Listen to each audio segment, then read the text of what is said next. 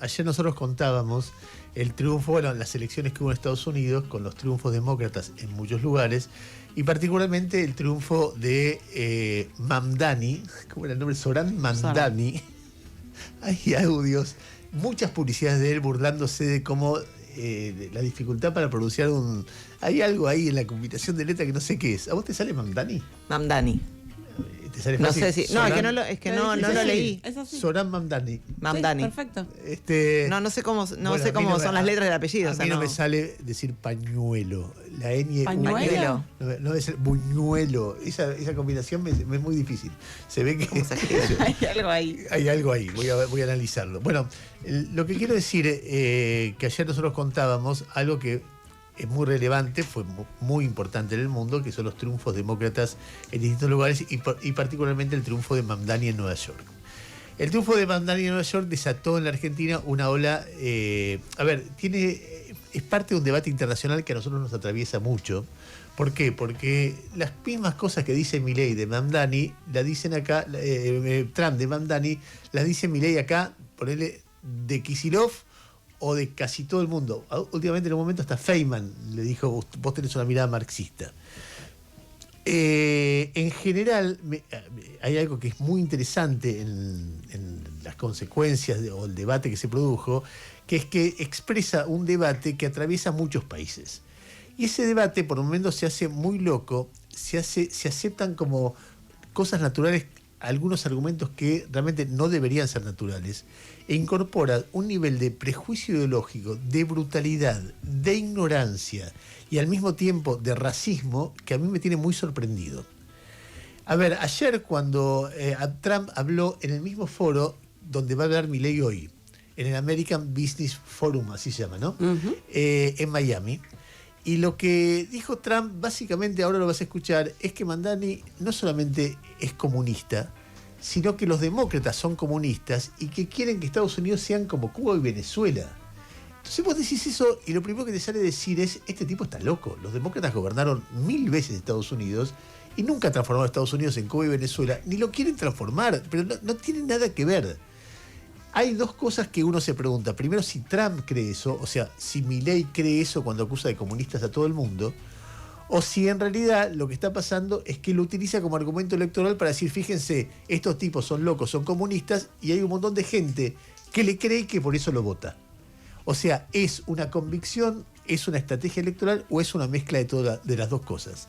De cualquier cosa, la utilización de la palabra comunista para definir a cualquier tipo que dice, che, veamos qué hacemos con esta sociedad porque es muy desigual, es una marca de época de este momento. Es algo que pasa en Estados Unidos y que pasa en todo el mundo. Siempre aparecen tipos, muchas veces llegan a presidentes, que a cualquier persona que le dicen, che, escúchame, es muy desigual, es muy injusto como estamos viviendo. No puede ser que vos vayas en Buenos Aires a barrios donde tienen todos, el mío, y barrios donde no hay nada. No puede ser que hay gente que tenga kilómetros y kilómetros de latifundio y gente que no tiene un cachito de tierra donde caerse muerta. Hay algo que está muy mal en cómo está. Es objetivamente injusto, objetivamente irracional. Le hace muy mal a las sociedades ese nivel de desigualdad. Ahora vos decís eso y hay líderes mundiales como Trump y Milei que te dicen comunista. A ver, escuchá la reacción de Trump ayer en el American Business Forum respecto de esto. Escuchá. If you want to see what congressional Democrats wish to do to America, just look at the result of yesterday's election in New York, where their party installed a communist as the mayor of the largest city in the nation.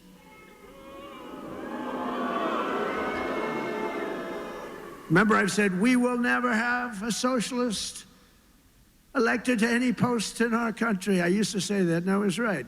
We skipped socialist and we put in a communist instead. That didn't work out too well. But as I've warned for many years, our opponents are hell-bent on turning America into a communist Cuba or socialist Venezuela, and you see what happened to those places.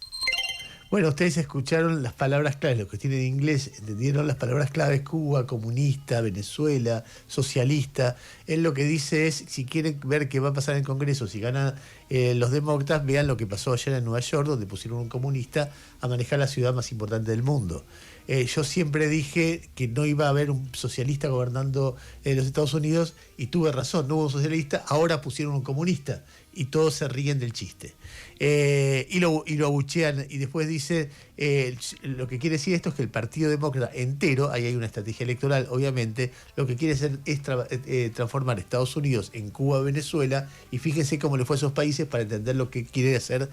Por eso Scott Bessent dice que Mamdani es peronista, se mezcla peronista, comunista, Cuba, Venezuela, como una estrategia a la derecha mundial. A ver, si podemos, pasemos al audio 29, porque vas a ver cómo alguien de una radio de derecha en España, la radio COPE, explica la llegada, el triunfo de Mamdani en Estados Unidos. Escucha. La noticia de esta madrugada es que la ciudad de Nueva York ya tiene el primer alcalde musulmán de su historia, un anticapitalista declarado. Bueno, él dice socialista, Trump le llama comunista. La ciudad que vio el derrumbe de las Torres Gemelas tiene un alcalde musulmán. Bueno, está en el perfil izquierdista de las Alejandra Ocasios y compañía. Esto es curioso porque Nueva York es la ciudad con más millonarios del mundo. Esa ciudad que casi se la carga el incompetente aquel alcalde que tuvo el Di Blasio en sus 2 mandatos, acaba de elegir a un tipo que puede rematar directamente la jugada, va a multiplicar todos los males. Bueno, igual adelantamos situaciones y es el hombre que resuelve el problema de la vivienda en Nueva York, que es tremendo. Bueno, me da a mí que no tanto. ¿Por qué? Porque, miren, le puede pasar como le ha pasado a Londres. En Londres ha bajado la propiedad inmobiliaria en general, de lujo en particular, y eso seguramente puede pasar en Nueva York, que no solo está perdiendo población de altos ingresos, se está marchando la clase media, la media alta. Va a ser una historia muy interesante a seguir de cerca a este hombre. Muy bien, ustedes ven ahí esa histeria que se refleja en el mundo frente a un hecho, insisto, que pasa en Nueva York, afecta a todo Estados Unidos, pero trasciende mucho esas fronteras porque afecta el debate mundial, y acá en la Argentina ni que hablar. En la Argentina ha generado reacciones. Yo recién decía Mariano Pérez, un hombre de Milei, diciendo eligieron un presidente musulmán, y Lupe Batallán, alguien que era amiga de Milei, diciendo vos elegiste un presidente judío. Empieza a haber como mucha locura en el debate mundial respecto de esto, y acá en la Argentina la histeria del mundo liberal libertario se expresó en todos lados. Noé hizo una recopilación de algunas de esas cosas. Me impresionó mucho cómo impactó. Vamos a arrancar con un recorrido. Los que están viendo YouTube van a poder ver los tweets en pantalla, pero si no, se los vamos a ir contando. Bueno, está el de Mariano Pérez, que decía Ernesto recién. Gordo Dan dice, gente cuca lee. Ganó un tipo que promete dar transporte gratis, salud gratis, educación gratis, y para financiarlo propone aumentarle los impuestos a los ricos y piensa que es algo bueno. Bueno, en la propuesta de Mamdani evidentemente hay algo que les molesta mucho. Esto me llamó mucho la atención. Un tuitero que es @siberial, que era más macrista y con la victoria de Milei se acercó mucho a los libertarios, que cita un tuit de una comunicadora estadounidense muy leída, Rachel Hanfasa, que está especializada en generación Z, y por eso, bueno, cita un tuit que el tuit que él cita dice: las mujeres jóvenes son las protagonistas de esta noche. 81% para Mamdani en Nueva York, 80% para Sheryl en Nueva Jersey, 78% para Spanberger en Virginia. Entonces él cita ese tuit y dice, el voto de las mujeres ya es un problema que hay que empezar a asumir. Esto está muy conectado con la discusión de la ultraderecha en Estados Unidos también. Entiendo que en algún momento vamos a hablar de Nick Fuentes en este programa, pero es algo que él dice también. Osvaldo Bazán dice, temblaron los cimientos con las torres hace 24 años, hoy se derrumba la ciudad por la victoria de Mamdani. Juan Doe dice, porque Petro subió una foto antes de la elección que se había sacado en algún momento con Mamdani. Entonces dice Juan Doe, el pelotudo enfermo de mierda de Gustavo Petro se fue a Nueva York para reunirse con el comunista pro-terrorismo que acaba de ganar la intendencia. Ridículo. Mariano Pérez, de nuevo, pone un videíto hecho con inteligencia artificial en la que se ve a un Nueva York devastado, comido por las ratas, todo sucio y yo. A esto nos quieren llevar, quieren destruir Occidente. Emanuel Danan, ¿qué fruta más noble la islamofobia?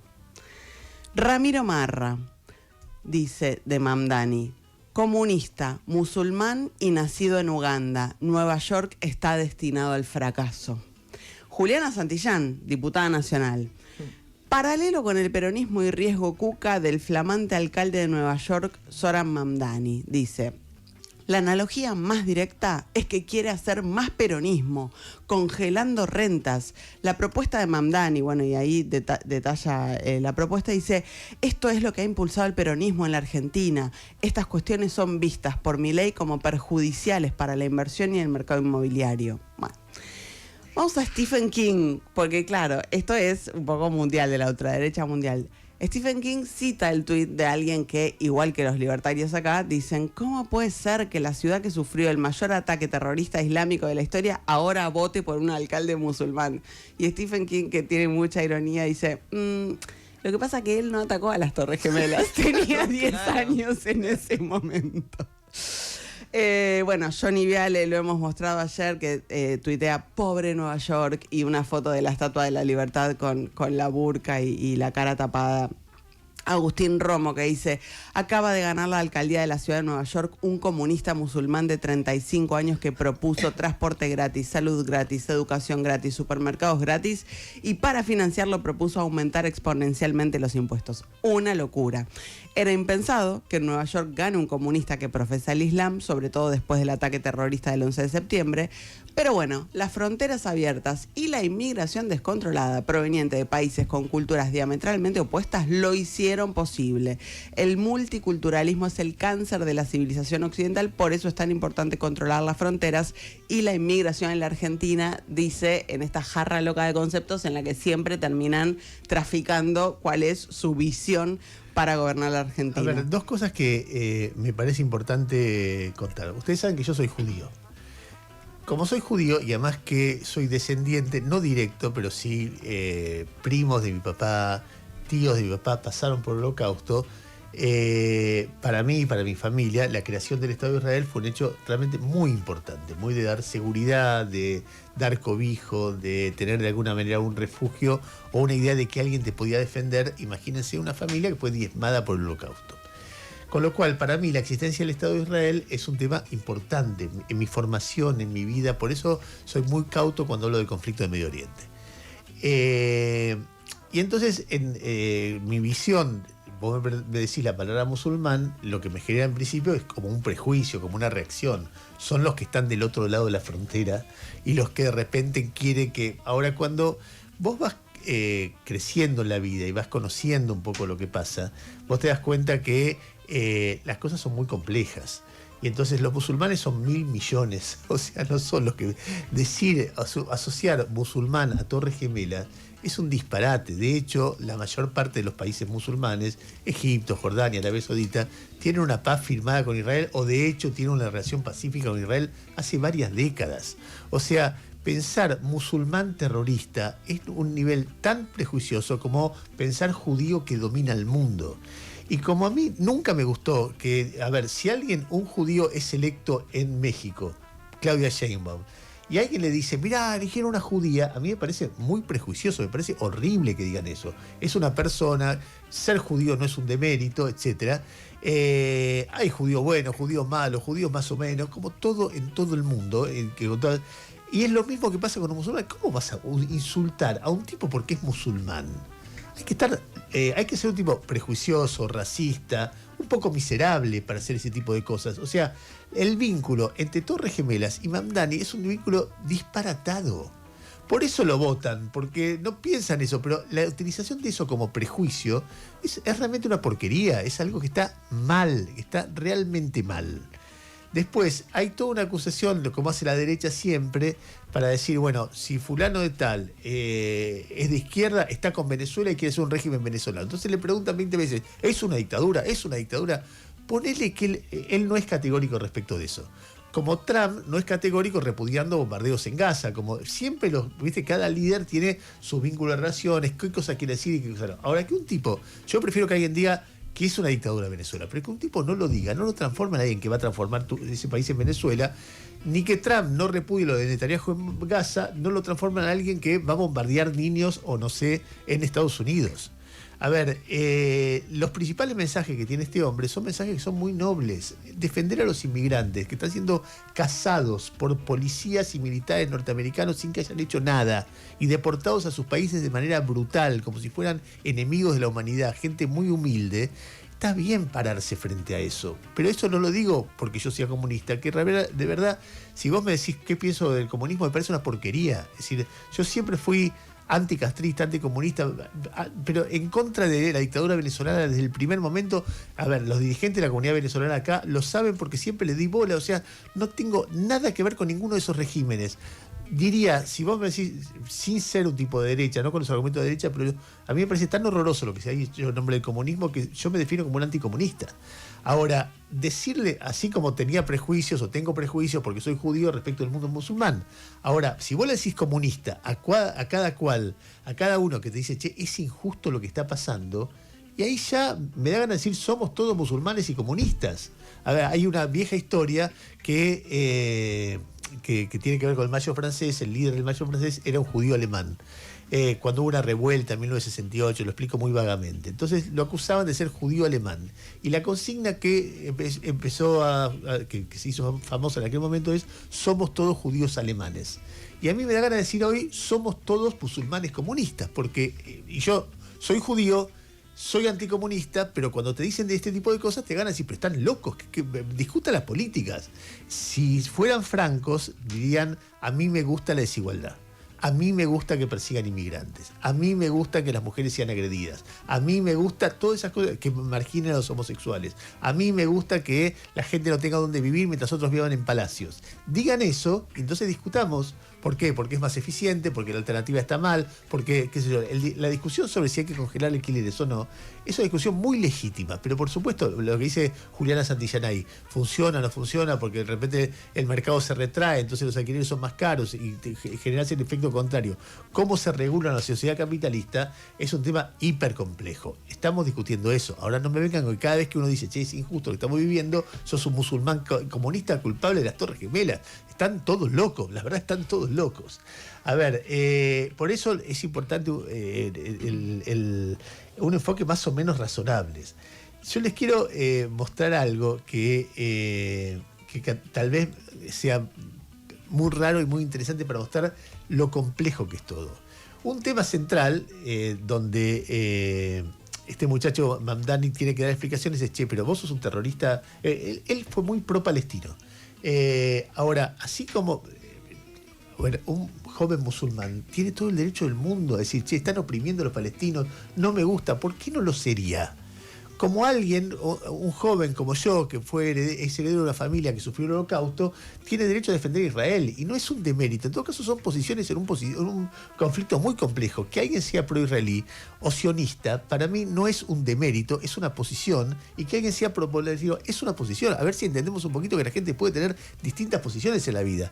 Que haya sido pro-palestino, o que sea pro-palestino, o que diga que es un genocidio lo de Gaza, no lo transforma per se en un antisemita, en un miserable, en un comunista, en un terrorista. Es una boludez. Entonces, cuando él le dicen eso que va a pasar con los judíos en Estados Unidos, él dice, yo voy a proteger y voy a luchar contra el antisemitismo. Es muy categórico. Y en ese proceso de decir, yo soy amigo de los judíos, no rompan las pelotas, se encuentra con un grupo de judíos. Y lo que voy a contar te va a mostrar lo raro que es el mundo, lo extrañísimo que es el mundo, las distintas creencias que hay en el mundo, porque la gente parece todo igual cuando se la mira de lejos. Entonces, para un pibe como Marra, musulmán es una sola cosa. Como nosotros jodíamos con los chinos, sí, que son todos iguales, de lejos todo el mundo parece parecido. Los hinchas de All Boys parecen todos iguales. Después lo conoces a cada uno por separado. O los de Atlanta, los de Estudiantes, los de Gimnasia son todos iguales. Bueno, en serio, el prejuicio se basa sobre eso. Le pones una etiqueta y todos son lo mismo.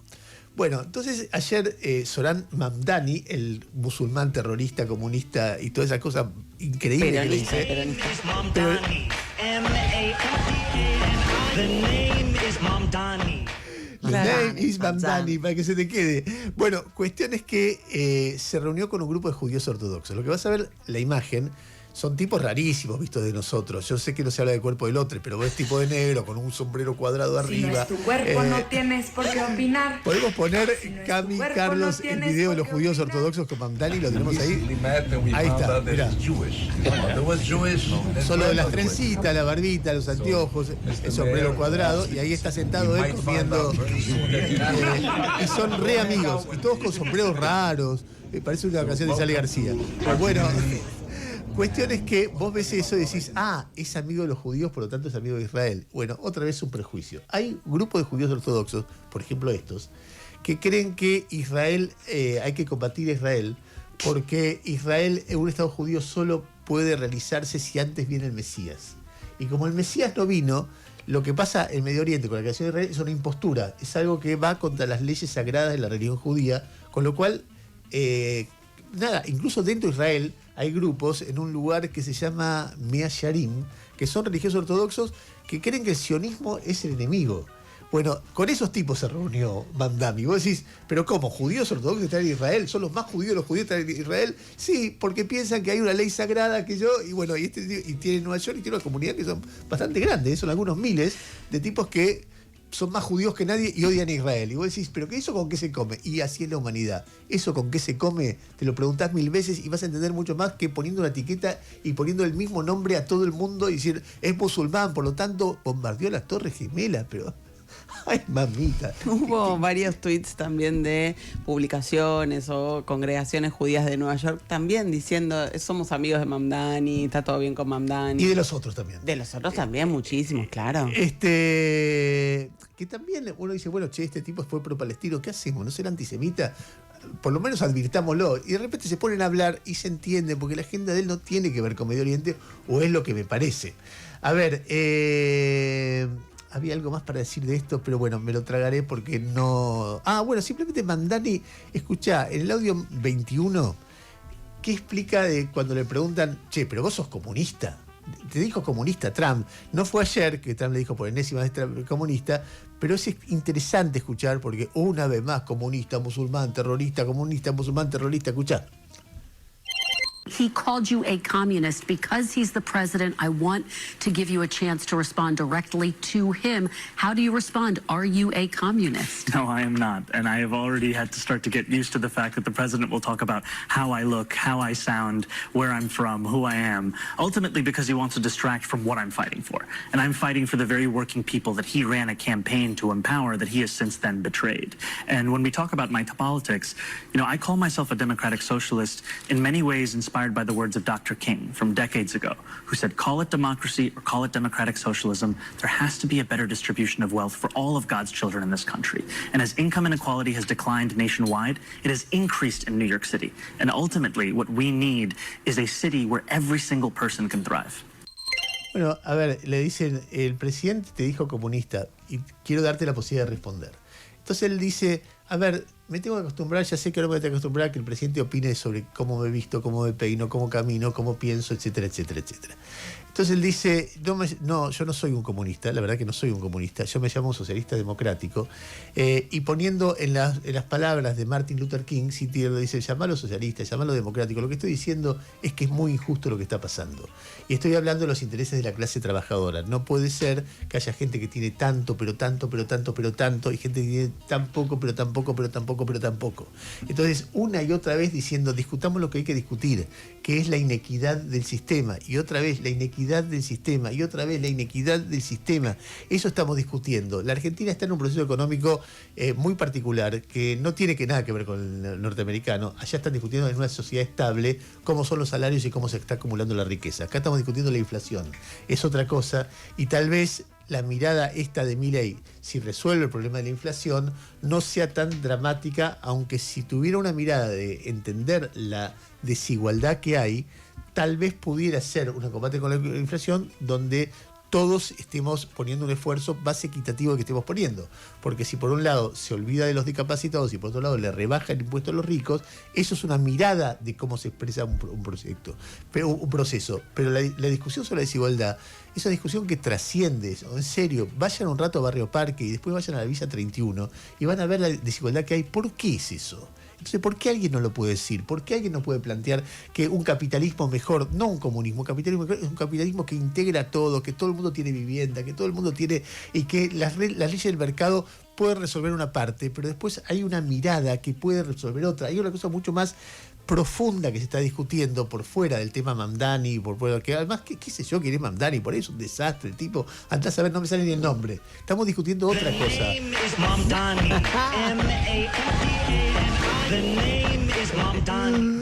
Muy bien, lo que estamos discutiendo es eso, es una discusión ideológica profunda. Llamala acá, pero cuando ellos dicen peronismo, lo que están diciendo, ojalá el peronismo fuera eso, que dicen ellos. El peronismo es un grupo de burócratas temerosos, en general oportunistas, hay algunas excepciones, pero vos lo ves y decís, esto no tiene nada que ver, es como la Iglesia de Cristo y después la Iglesia del Vaticano. Quedó la Iglesia del Vaticano y tratan de reformarlo. Bueno, el peronismo tiene el aroma de lo que fue alguna vez, pero bueno, si algo explica el surgimiento y la permanencia del peronismo, es que dijo, che, hay desigualdad, dejémonos de joder, busquemos cómo hacer. No, comunista, peronista, en fin, todas esas cosas que dicen, pobre gente también, que están atormentados por fantasmas. Nueva York es una ciudad muy bonita, muy interesante, muy apasionante. Londres también, que tiene sus problemas.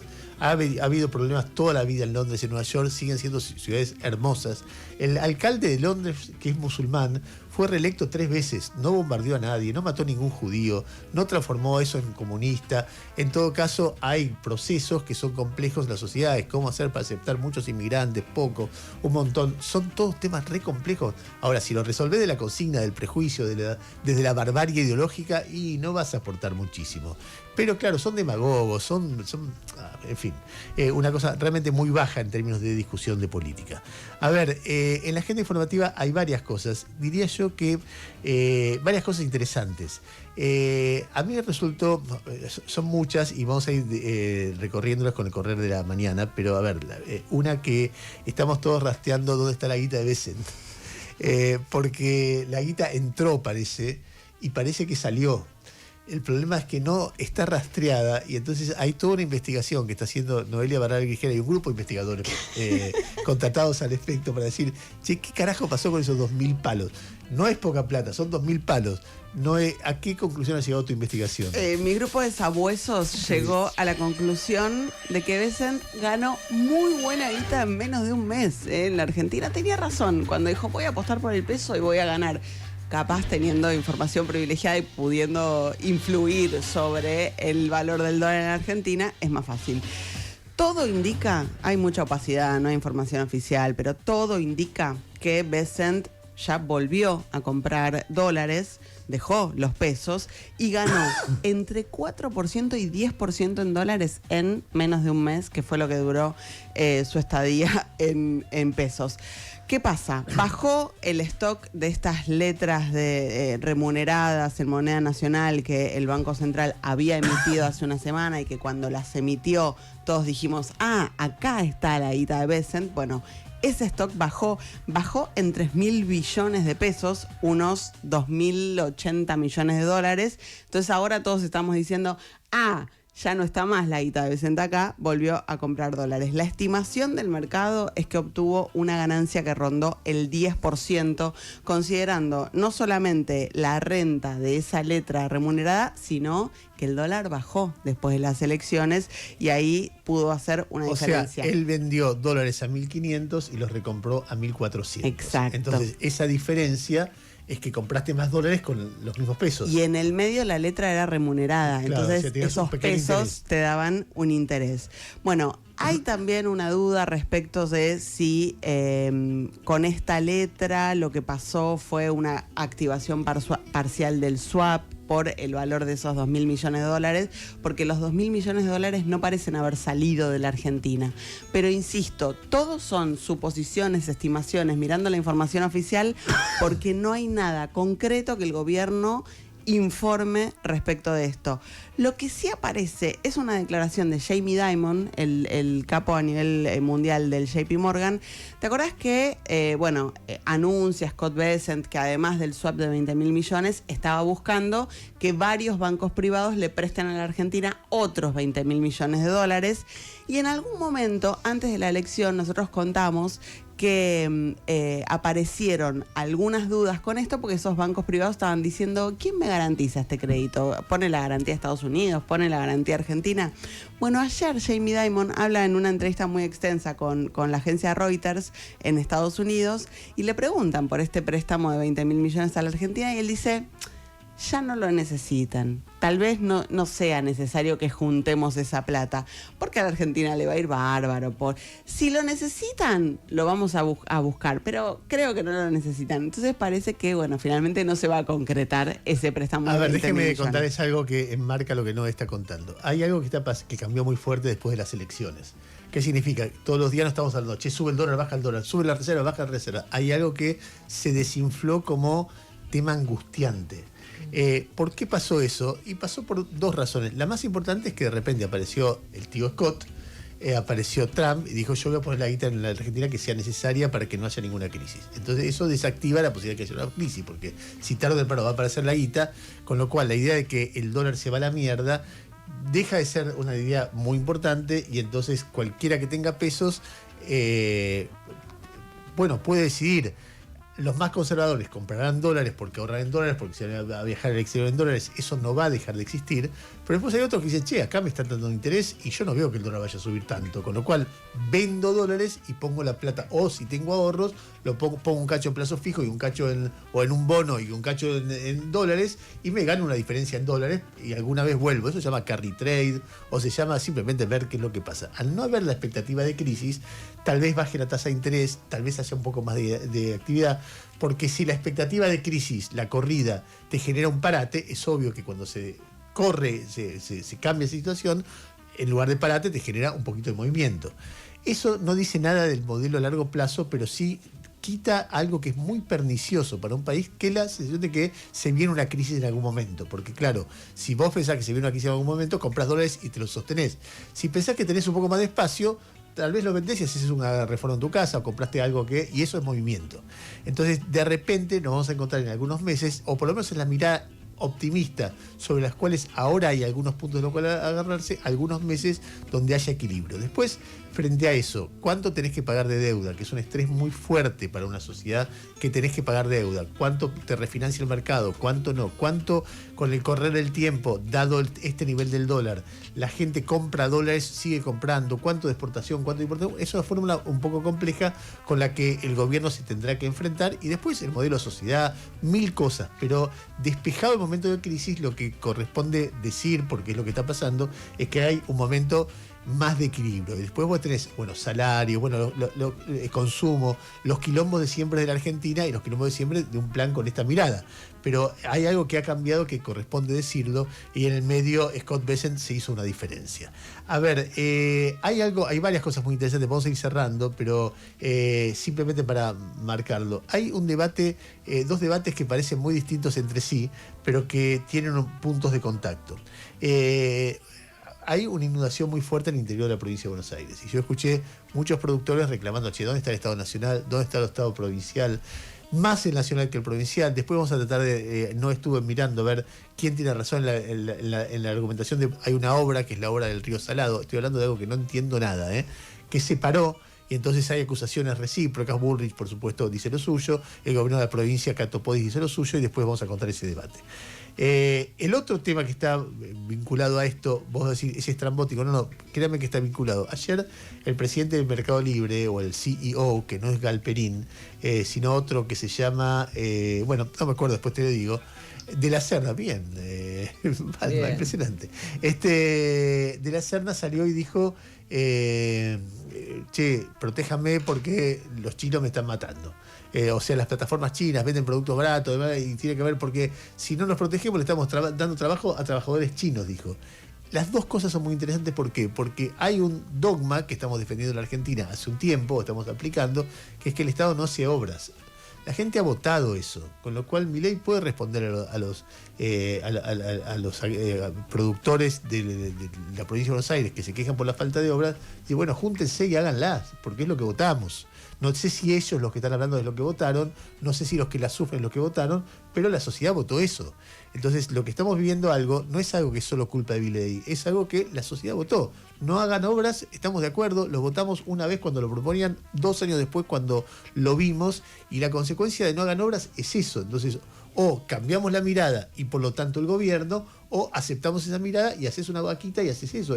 Hay un lío ahí respecto de qué se vota y cómo se aplica lo que se vota cuando planta eso. Y lo mismo con Mercado Libre. La respuesta de Milei a Mercado Libre es, lo que votamos acá es que si no sos eficiente a nivel internacional, cerrá, macho, habrá otro. O compraremos, no sé, a las plataformas chinas y nosotros les exportaremos soja. No digo, lo que uno es eficiente, es eficiente. Y vos decís, bueno, pero hay condiciones. No es lo que plantea Milei y no es lo que se votó. Lo que se votó es que no importa las condiciones, nosotros abrimos la economía y seamos eficientes como sea. Entonces, bueno, lo que pasa es que porque las condiciones te obliga a decir, bueno, entonces también subir los salarios a los trabajadores, porque están sufriendo más que de la Serna. Y entonces también proteger otra industria, no solamente Mercado Libre, porque no sé qué. Y así hay 1000 cosas. No tiene por qué Milei, que fue votado para otra cosa, protegerte a vos.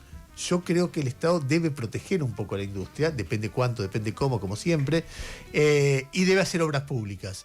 Pero bueno, no es lo que estamos votando. Entonces, nos ponemos de acuerdo para un lado o no ponemos de acuerdo, porque si no pasa a ser algo, con todo respeto, que tiene algo esquizofrénico. Es decir, bueno, decimos, votamos una cosa y después pedimos que haga lo contrario de lo que votamos. Y me parece que ahí hay un tema de discusión que es interesante. A mí me parece, por otra parte, que en la agenda informativa, en algún momento de la mañana le vamos a dar lugar, por supuesto, a la mega causa de corrupción que está por empezar, que es la causa donde más se ve en la historia argentina el vínculo entre corrupción estatal, corrupción política y corrupción privada, los grandes empresarios, las grandes empresas, todas involucradas en la causa Cuadernos, que empieza hoy. Ya está Paz Rodríguez Niel, ahí la veo. Paz Rodríguez Niel. Exacto, y vamos a hablar sobre el tema. Y después, lo otro que hay es un tema que tiene que ver con otra comunista musulmana, aunque judía ella, que es Claudia Sheinbaum, la presidenta de México, que hay un video, estaba paseando, y hay un tipo que la agarra de atrás, la apoya y le da un beso en el cuello de la nada.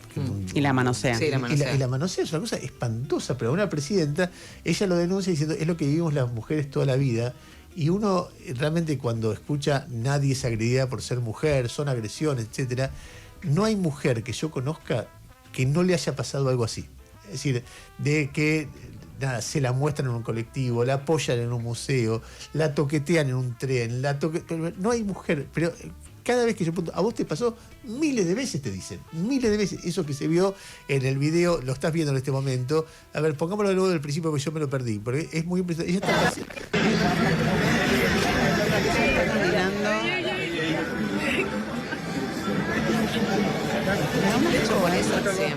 Ella sigue sonriendo.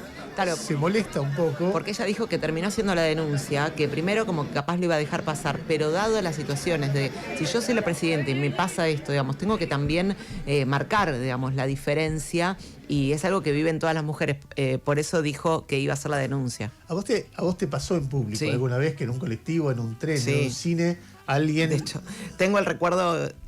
No te olvidas nunca más en tu vida. Yo tenía 7 años, estaba en un tren con mi papá, con un señor que estaba hablando con mi papá mientras me apoyaba. O sea, era una cuestión...